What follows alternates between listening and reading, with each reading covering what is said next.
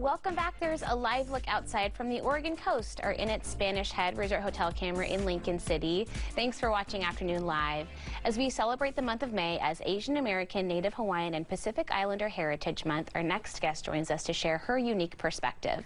We welcome back the author of Table for 51, Lessons Learned from Sharing Meals Across America, Sherry Lead. It's so nice to see you. It's great to see you, too. Tell me about your family history. You do have a very unique story. Yes, well, I'm Korean American. I was adopted, though, by a Japanese American couple. My dad was born in Seattle on Main Street, actually in the basement of a home in 1922. And my mom was born on Bainbridge Island in 1929. Okay. And because of their age, when they were living in Seattle, even though they were born there, they were placed into internment camps during World War II. It's so hard to hear that even, And it wasn't, it wasn't really that long ago, because we're talking, there is a generation between my parents and I, but my adopted parents, but it's recent history. It really is. And my dad was 20, so it really affected the way he saw himself in the world. Absolutely. Well, and then I imagine that had a big impact on you growing up and your identity now. Yes, and they say that, the next generation, well, as we know, if we don't handle things ourselves, the next generation usually has to handle it. And you mentioned my book, and that was my travels across the U.S., and part of that was I want to rewrite his experience and his belief. And based on his experience, he believed that it wasn't necessarily safe or we would be welcome across the U.S. So I grew up sticking to the West Coast.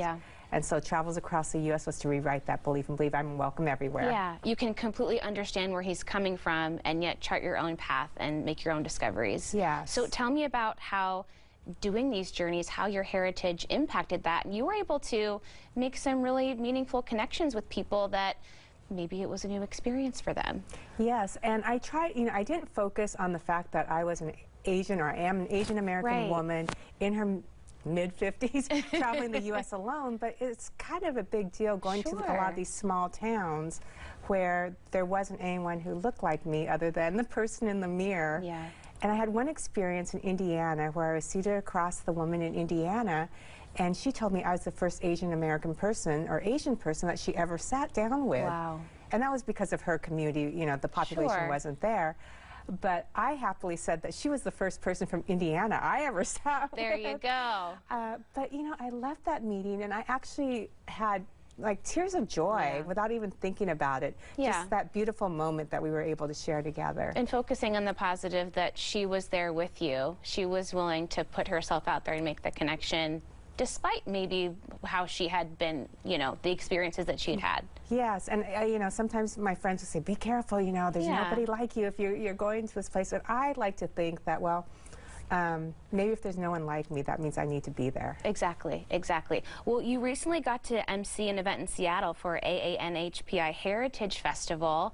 That must have been so meaningful. Yes, and now I know how to say Asian American, Native Hawaiian, Pacific I know, Islander. it's a lot of letters, but they're all important. I had to say that several times, so now it almost rolls off the tongue.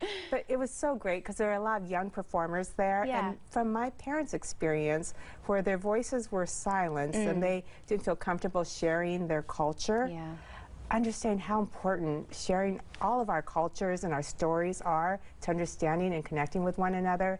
It was just beautiful to see all these different communities come together, these young people, and be proud of who they were. Well, it speaks to what you were saying before about the visibility, you putting yourself in those spaces and sitting across from people.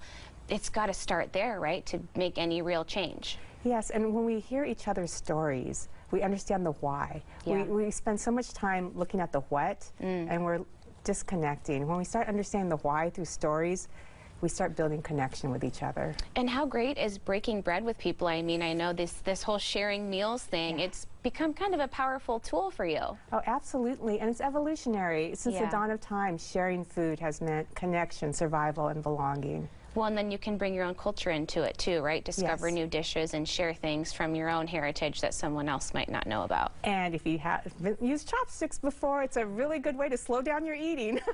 That is so great point. Yeah. Great point. Oh my gosh. Well, it's always so nice to see you. Thank you so much for sharing with us. Thank you. We'll see you again soon. Okay, Sherry's book again is Table for 51. We'll have more information on our website at KATU.com.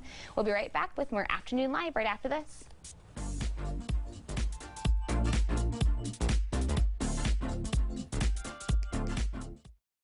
Coming up,